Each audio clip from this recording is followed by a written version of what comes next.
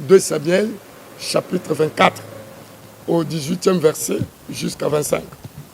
Peuple de Dieu, je voudrais commencer par vous saluer, tous les enfants de Dieu et tous les chrétiens du monde. Je vous salue au nom de Jésus-Christ. Il y a un message qui nous est parvenu de l'Éternel. Comme vous savez, le monde est frappé pour un fléau que tout le monde ne peut pas oublier, c'est la Covid-19. Sur ce, nous sommes en train de mener aussi des recherches et dans nos prières, demander un peu la volonté de Dieu à ce qui concerne cette maladie. Mais je pense que ce qui est plus important dans nos prières que nous sommes en train de faire, nous sommes en train de prier à Dieu qui nous donne la solution, la piste de solution, afin de lutter contre cette épidémie de la maladie. Voilà pourquoi, dans nos prières, Dieu m'a parlé de certaines choses que je voudrais adresser en ce jour auprès de notre autorité morale de notre République démocratique du Congo. Je voulais vraiment lui adresser ce message. Je suis convaincu, Dieu nous a parlé et il m'a envoyé vers vous, le président de la République, vous annoncer ce message. Alors, ce message, le message éturé est dans la Bible. Vous savez que la Bible, c'est le livre par excellence que nous tous nous suivons et nous marchons selon les Écritures bibliques. Alors, Dieu a parlé, je voulais un peu approfondir le message par rapport à la parole de Dieu. Le message se trouve dans le livre de 2 Samuel, chapitre 24, au 18e verset jusqu'à 25. Je vais lire cela pour la bonne compréhension. Je lis, le message dit ceci. Ce même jour, Gad s'est rendu auprès de David et lui ordonna: monte à l'air d'Orna des Yébousiens, dresse-y un autel à l'Éternel. David s'est rendu comme l'Éternel lui avait ordonné par l'intermédiaire de Gad. Orna, qui était en train de battre du bleu, regarda d'en haut et vit le roi et ses ministres venir vers lui, revêtus de vêtements d'étoffe grossière. Il sortit et se prosterna devant le roi, le visage contre terre. Il le demanda: pourquoi, Seigneur le roi, viens-tu vers son serviteur? David lui dit: je viens acheter cette terre pour y bâtir un autel à l'Éternel, afin que cesse le fléau qui servit contre le peuple. On a répondu à David: que mon Seigneur le roi prenne l'air et qu'il offre ce qu'il jugera bon. Regarde, voici le bœuf pour l'holocauste, les herses et l'attelage de bœufs fourniront le bois. Au roi, je te donne tout cela. Puis il ajouta: que l'Éternel ton Dieu accepte favorablement ton offrande. Mais le roi lui déclara: non, je vais l'acheter à son prix. Je n'offrirai pas à l'Éternel mon Dieu des holocaustes qui ne coûtera rien. Et David acheta l'heure et le bœuf pour 50 pièces d'argent. Il y bâtit là un autel à l'Éternel et y offrit des holocaustes et des sacrifices de communion. Ainsi l'Éternel se laissa fléchir en faveur du pays et la plaie fit détourner d'Israël. Voilà un peu le message prophétique dont je venais de lire dans la Bible. Alors qu'est-ce que cela veut dire?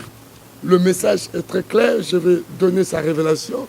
La révélation est trop claire, ça veut dire que Dieu est en train de parler à notre autorité, qui est le président de la République, son Excellence, M. Antoine Félix Tshilombo Tshisekedi. Voilà, c'est le message qui est venu de Dieu, de vous adresser, et que Dieu voudrait vous dire de revenir, de rentrer là où vous avez consacré la nation. Là où vous avez consacré la nation. Ça veut dire les lieux où vous avez prêté serment de prendre l'engagement de prendre l'engagement pour diriger le Congo, pour conduire le Congo. Alors Dieu demande au président de la République de rentrer dans ce même endroit, de bâtir un hôtel de Dieu.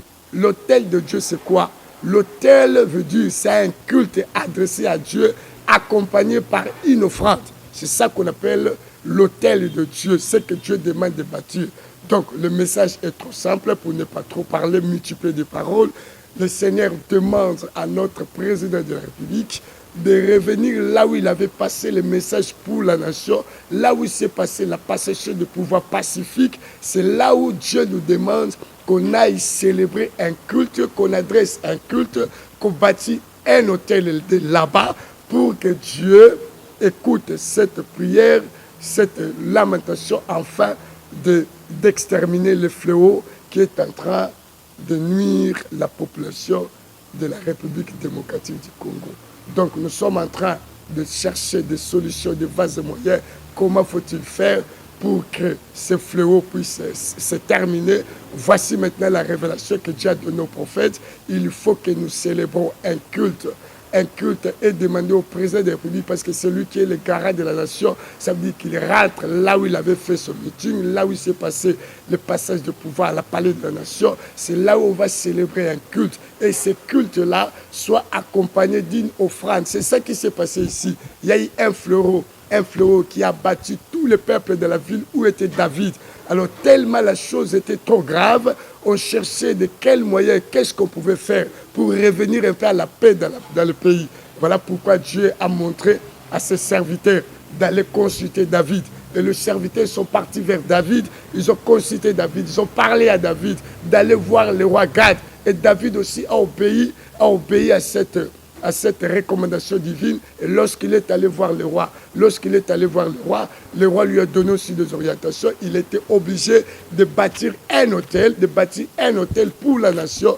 Et voilà, Dieu, la Bible dit, Dieu s'est fléchi. Dieu s'est fléchi par rapport à quoi? Dieu s'est fléchi par rapport à l'acte qui était posé par le roi. Le roi est allé bâtir un hôtel. Il est allé bâtir un hôtel. Accompagné, donc on a célébré un culte qui était accompagné d'une offrande. Ici, la Bible a donné la précision. L'offrande, c'était 50 000.